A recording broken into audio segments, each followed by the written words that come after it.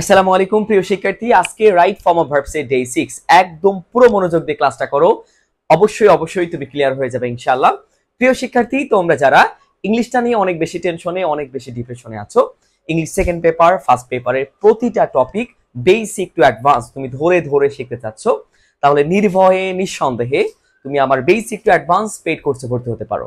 আমি তোমাকে এতটুকু আশ্বস্ত করে বলতে পারি, তুমি আমার পেইড কোর্সে ভর্তি হওয়ার পর জাস্ট আমার কোর্সের গাইডলাইনটা ভালো করে ফলো করবা, গাইডলাইন অনুযায়ী ক্লাসগুলো ঠিকমতো করবা, ঠিকমতো স্টাডি করবা, তাহলে অবশ্যই তুমি ইংলিশে ভালো করতে পারবা ইনশাআল্লাহ। চলো আমরা ক্লাসে চলে যাচ্ছি। এখন দেখবো হচ্ছে আমরা রুল নাম্বার 6। খুব ভালো করে দেখো rule number 6, it is time, it is high time এর ব্যবহার। It is time, it is high time এর অর্থ হচ্ছে এখনই কোনো কিছু করার উপযুক্ত সময়। যেহেতু রাইট ফর্ম অফ ভার্বস টপিকটা, তাহলে জাস্ট ভার্বের রাইট ফর্ম করতে হবে আমাদের। একটু মনোযোগ দাও প্লিজ। দেখো, it is time, it is high time এর পরে যদি সাবজেক্ট থাকে, কি বললাম? It is time, it is high time এর পরে যদি একটা সাবজেক্ট থাকে, তাহলে ওই সাবজেক্টের পরে যখন ভার্ব আসবে, ওই ভার্বের V2 বসবে পাস্ট ফর্ম। ওকে, সাবজেক্ট এর পরে ভার্ব 2 বসবে। ক্লিয়ার? এবার আসো, it is time, it is high time এর পরে যদি সাবজেক্ট না থাকে, বি কেয়ারফুল, মাথায় খুব ভালো করে ঢুকিয়ে রাখো। It is time, it is high time এর পরে সাবজেক্ট থাকলে তার সাবজেক্টের পরবর্তী ভার্বটা ভার্ব 2 হবে, আর যদি সাবজেক্ট না থাকে তাহলে ইনফিনিটিভ হবে, অর্থাৎ 2 প্লাস ভার্ব বসবে। দেখো এখানে কোনো সাবজেক্ট নাই, তাহলে it is time, it is high time এর পরে সরাসরি ভার্ব আসলে এটাকে ইনফিনিটিভ করতে হয়, অর্থাৎ ব্র্যাকেটে যে ভার্বটা আছে ওইটাকে ইনফিনিটিভ করতে হবে 2 প্লাস ভার্বের বেস ফর্ম। ক্লিয়ার? আচ্ছা, এখানে আরো কিছু আছে দেখো, it is time, it is high time, fancy, wish এরপরে সাবজেক্ট থাকলে পাস্ট ইনডিফিনিট মানে ভার্ব 2 হয়। এক্সাম্পল দেখো, 460 number example, it is high time we dash sec air pollution. আচ্ছা, আমরা ইট ইজ হাই টাইম পেয়েছি, দেখো এরপরে সাবজেক্ট পেয়েছি উই, তাহলে ইট ইজ হাই টাইম বা ইট ইজ টাইমের পরে সাবজেক্ট পেয়েছি উই, সাবজেক্ট থাকলে কি বসবে? সাবজেক্ট থাকলে ভার্ব 2 বসে, তাহলে চেক এর ভার্ব 2 হয়ে যাবে। এখন এই ভার্ব কিন্তু চিনতে হবে বা ভার্ব কিন্তু জানতে হবে। চেক এর ভার্ব 2 কি বসবে? এখানে লিখি উত্তরটা আমরা, চেকড। চেক এর ভার্ব 2 কি হবে? চেকড। উত্তর হয়ে গেছে। সেম ভাবে দেখো, ইট ইজ হাই টাইম এরপরে সাবজেক্ট আছে হি, তাহলে পাস এর V2 কি বসবে? পাস্ট। পাঁচ এর V2 হবে কি? পাস্ট। এবার নেক্সট দেখো 462 number, it is time dash start the journey.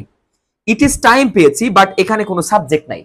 যেহেতু ইট ইজ টাইম বা ইট ইজ হাই টাইমের পরে সাবজেক্ট না থাকলে কি বসে? ইনফিনিটিভ। সাবজেক্ট না থাকলে 2 প্লাস ভার্বের বেস ফর্ম বসে, তাহলে এখানে কি বসবে? এখানে উত্তরটা হবে হচ্ছে টু স্টার্ট।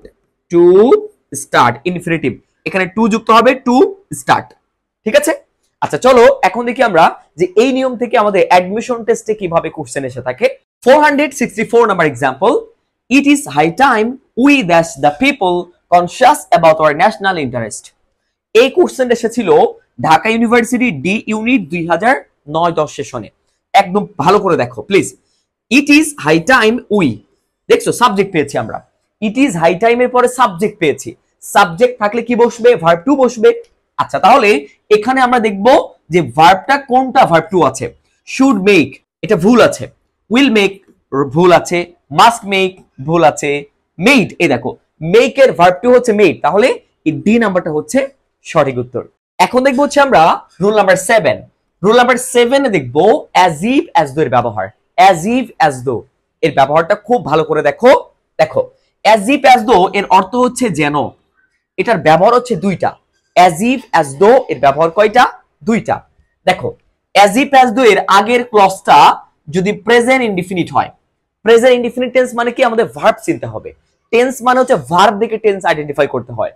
তাহলে অ্যাজ ইফ অ্যাজ দো এর আগের ক্লজটা যদি ভার্ব 1 হয়, ভার্ব 1 মানে প্রেজেন্ট ইনডিফিনিট টেন্স হয়, তাহলে পরবর্তী ক্লজটা বসবে হচ্ছে পাস্ট ইনডিফিনিট টেন্স, অর্থাৎ ভার্ব 2 বসবে। খুব ভালো করে দেখো, ভার্ব 2।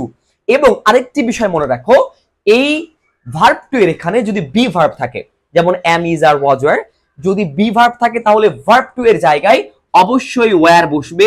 এখানে কোনোভাবেই ওয়াজ বসানো যাবে না। এখানে সাবজেক্ট যেটাই থাকুক অলওয়েজ এখানে ওয়্যার বসবে। যেমন অ্যাজ ইফ অ্যাজ দো এর আগে আছে ভার্ব 1, পরে বসবে ভার্ব 2, কিন্তু এই ভার্ব 2 এর এখানে যদি বি ভার্ব থাকে, বি কেয়ারফুল। বি ভার্ব থাকলে অবশ্যই ওয়্যার বসবে, এখানে ওয়াজ বসানো যাবে না। যেমন অ্যাজ ইফ আই ওয়্যার হবে, অ্যাজ ইফ হি ওয়্যার, এখানে অ্যাজ ইফ আই ওয়াজ হি ওয়াজ বলা যাবে না। বুঝতে পেরেছো? আচ্ছা, এবার আসো অ্যাজ ইফ অ্যাজ দো এর আগের ক্লজটা যদি ভার্ব টু হয়, মানে পাস্ট ইনডিফিনিট টেন্স হয়, তাহলে পরবর্তী ক্লজটা বসবে পাস্ট পারফেক্ট, অর্থাৎ had plus verb 3, had plus verb 3। খুব ভালো করে দেখো। আচ্ছা, আমি আরো একবার বলি, অ্যাজ ইফ অ্যাজ দো এর আগের ক্লজটা যদি ভার্ব 1 হয়, তাহলে পরের ক্লজটা বসবে ভার্ব 2, আর এই ভার্ব 2 এর এখানে বি ভার্ব থাকলে বসবে ওয়্যার। ক্লিয়ার? নেক্সট হচ্ছে অ্যাজ ইফ অ্যাজ দো এর আগের ক্লজটা যদি ভার্ব 2 হয়, ভার্ব 2, তাহলে পরবর্তী ক্লজটা বসবে had plus verb 3, had plus verb 3। Clear? আচ্ছা, চলো এখন আমরা এক্সাম্পল দেখি, একটু ভালো করে খেয়াল করো। He speaks as if he dash know everything. দেখো আমরা অ্যাজ ইফ পেয়েছি, অ্যাজ ইফ, অ্যাজ ইফ এর আগে কি পেয়েছি? স্পিক্স, মানে ভার্ব 1 আছে। দেখো অ্যাজ ইফ এর আগে আছে স্পিক্স ভার্ব 1, তাহলে পরে কি বসবে? আগে ভার্ব 1 থাকলে পরে ভার্ব 2 বসবে। তাহলে নো এর ভার্ব 2 কি হবে? নো এর ভার্ব 2 হবে নিউ, নিউ। আচ্ছা, 468 নাম্বার এক্সাম্পল দেখো। You talked as though you dash finish the work in 3 hours. খেয়াল করে দেখো, অ্যাজ দো পেয়েছি আমরা, অ্যাজ দো। অ্যাজ ইফ অথবা অ্যাজ দো সেম নিয়ম। এখন যেহেতু পরবর্তী গ্যাপ আছে, তাহলে আগের ক্লজটা কোন টেন্স আছে সেটা আমরা দেখব। অ্যাজ দো এর আগেরটা আছে টকড, টকড মানে কি ভার্ব 2 আছে। যেহেতু অ্যাজ দো এর আগের ক্লজটি আছে ভার্ব 2, তাহলে পরবর্তী ক্লজটা বসবে কি? Had plus verb 3। তাহলে এখানে আমাদের উত্তরটা কি হবে? দেখো হ্যাড, হ্যাড, এবং এই যে ব্র্যাকেটের মধ্যে যে ভার্বটা আছে এটা ভার্ব 3 বসে যাবে, finished. Okay, finished, had finished, উত্তর হয়ে গেছে। সেম ভাবে এবার আরেকটা দেখো, 469 number. She talks as if she dash be a great poet. এখন দেখো অ্যাজ ইফ পেয়েছি, অ্যাজ ইফ এর আগে আছে টক্স, টক্স মানে কি? ভার্ব 1 আছে। তাহলে শি টক্স, অ্যাজ ইফ এর আগের ক্লজটা আছে ভার্ব 1, তাহলে পরবর্তী ক্লজটা কি বসবে? ভার্ব 2। এবার দেখো ভার্ব 2, এই যে বি আছে, বি মানে হচ্ছে বি ভার্ব। বি মানে কি? Be verb, am is are was were. যেহেতু আগে ভার্ব 1 আছে, পরে ভার্ব 2 বসবে, এই 2 এর এখানে বি ভার্বের এখানে অবশ্যই কি বসাতে হবে বলতো?